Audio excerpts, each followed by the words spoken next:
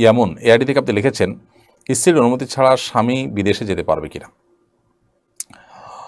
দেখুন, স্ত্রীর অনুমতি ছাড়া স্বামী বিদেশে যেতে পারবেন, তবে যদি দীর্ঘদিন তিনি বিদেশে থাকেন এবং স্ত্রীর হক নষ্ট করেন, তাহলে সেক্ষেত্রে স্ত্রীর বাধা দেওয়ার অনুমতি আছে, সুযোগ আছে। স্ত্রী তাকে ফিরে আসার আবদার করার, দাবি করার সুযোগ আছে এবং সেটি তিনি আমলে নিতে বাধ্য স্বামী হিসেবে।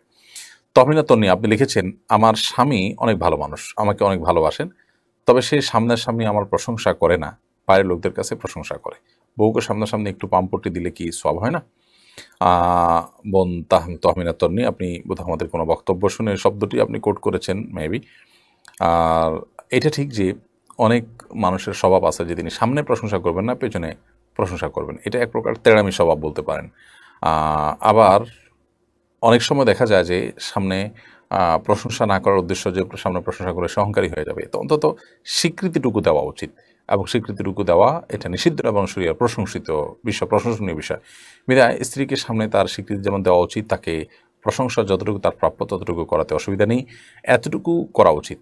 হ্যাঁ, যেতটুকু করলে তার ক্ষতি হতে পারে সেটুকু তিনি করবেন না, এটা মনে রাখা উচিত। আর আপনিও একজন স্ত্রী হিসাবে মনে করা উচিত যে আমার স্বামী আমাকে অ্যাটলিস্ট ভালো জানেন, এটি আমার জন্য যথেষ্ট, এবং সেটাকে আপনি ভালোভাবে দেন যে আমাকে হয়তো সামনে প্রশংসা করেন আমার অহংকারের জন্য, বাট আমার পেছনে যে তিনি প্রশংসা করছেন সেই প্রশংসাটা আপনি যেহেতু জানেন, তাহলে পেছনের প্রশংসাটাই তো আসল প্রশংসা।